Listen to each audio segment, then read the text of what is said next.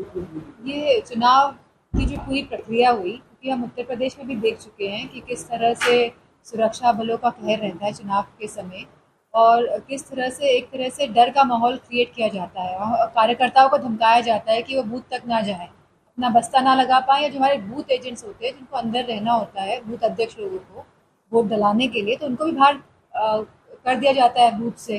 तो आखिरकार ये भारतीय जनता पार्टी के लोग ने जो एक किया है बंगाल में, मैं समझती हूँ जिस तरह उत्तर प्रदेश में उन्होंने चुनावों को नतीजों पे पहुंचाया था, उसी तरह बंगाल में भी उसी तरह कार्य करके ये लोग सत्ता में आए हैं। अखिलेश यादव ने भी मुलाकात की है, उन्होंने कहा हम आपके साथ इस तरीके से उत्तर प्रदेश में जाना चाहिए, उसी का कहना चाहते हैं। क्योंकि समाजवादी पार्टी के हमेशा से इनसे अच्छे रिश्ते रहे हैं,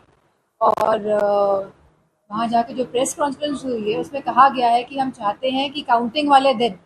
जिस तरह से यूट्यूबर्स लाइव करते हैं, अब ये टेक्नोलॉजी का ज़माना है, अब लाइव करना कोई बहुत बड़ी बात तो रह नहीं गया है। हमने देखा कि किस तरह से लाइव जो फुटेजेस अवेलेबल थी, तभी जब चंडीगढ़ में जब मेयर के चुनाव थे तो उसमें जो धांधली हुई थी वो पकड़ी गई थी। तो समाजवादी पार्टी की ये मांग है कि जब चुनाव होंगे उत्तर प्रदेश में, तो वहाँ पे स्पेशली जब काउंटिंग वाले दिन हम चाहते हैं कि वहाँ से लाइव फुटेजेस हो, लाइव कवरेज किया जाए उसे, क्योंकि भारतीय जनता पार्टी तो अपने आपको बहुत ही टेक्नोलॉजिकली आगे बताती है। तो समाजवादी पार्टी की मांग है, और इलेक्शन कमीशन से तो हमें कोई उम्मीद ही नहीं है। जिस तरह से इलेक्शन कमीशन काम कर रही है गिरोह की तरह, पूरी तरह भारतीय जनता पार्टी के पक्ष में काम कर रही है, क्योंकि उनको संरक्षण मिला हुआ है भारतीय जनता पार्टी से।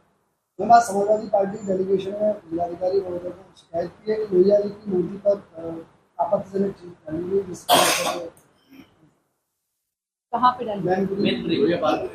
नहीं, ये तो भारतीय जनता पार्टी तो एक विचार वाले लोग हैं ना, ये तो कभी दूसरी विचारधारा को एक्सेप्ट ही नहीं करेंगे, और एक्सेप्ट भी नहीं करेंगे, और साथ में ये लोग रिस्पेक्ट भी नहीं करते हैं, रिस्पेक्ट भी नहीं करते हैं। तो देखने को मिला है अभी बंगाल में, हमें देखने को मिला है कि स्वामी विवेकानंद की तस्वीरों पे तिलक लगा रहे थे, और जितनी भी वहाँ पे तस्वीरें थी बंगाल के सभी नेताओं की, रविंद्रनाथ टैगोर की, सब पे तिलक लगाया जा रहा था। आखिरकार ये चाहते क्या है, आखिरकार इनकी मंशा क्या है, क्यों इनके जहन में इतना जहर है? हमारा सवाल भारतीय जनता पार्टी वालों से केवल ये है, और ये केवल धर्म का प्रयोग करके, हमारा धर्म कभी नहीं सिखाता है कि लोगों के साथ आप इस तरह का व्यवहार करें, इस तरह से पक्षपाती व्यवहार हो, इस तरह से नफरत का माहौल आप बनाएं। 2027 में होने वाले चुनाव को जो बंगाल में हुआ है यूपी में नहीं होने देंगे, क्या रणनीति? हमारा,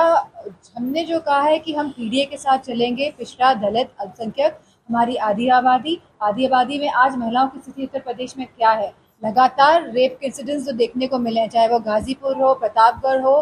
गोंडा हो, जहाँ पे भी ये रेप इंसिडेंट्स हुए हैं, और प्रतिनिधिमंडल जा रहे हैं तो वहाँ पे पुलिस भी पत्थर खा रही है, और साथ में लोग भी पत्थर खा रहे हैं, और साथ में प्रतिनिधिमंडल के जो इतने बड़े बड़े नेता लोग जा रहे हैं वो भी पत्थर खा रहे हैं,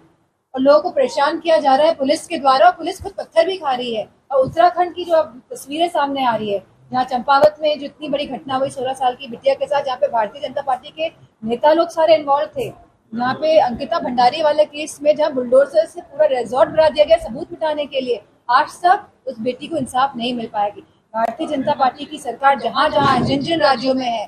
मैं समझती हूँ कि महिलाएं उन राज्यों में सुरक्षित नहीं है। और चाहे वो मणिपुर की घटना हो जाए, क्या मणिपुर में आज भी हालात काबू में हो पाए हैं? और आज बंगाल में जो हिंसा चल रही है उसका जिम्मेदार कौन है आखिरकार? अगर आज जो पीए का जो मर्डर हुआ है, आखिर उसका जिम्मेदार कौन है? जैसे कि मैं सो रहा हूँ तो पिताजी को जगाना है मुझे, तो वो डायरेक्ट उठाने के बजाय, और हिंसा की परंपरा मेरे यहाँ नहीं थी सौभाग्य से, तो वो क्या करते थे कि उस कमरे में आ जाएंगे या बाहर से गुजरेंगे और चौपाई बोलेंगे, प्रात काल उठ के रघुनाथा मात पिता गुरु नावई माता। कभी कभी मैं गुस्से में उठ करके अरे पापा, चरण स्पर्श किया और सो गया, उनका अम्मत उठाना।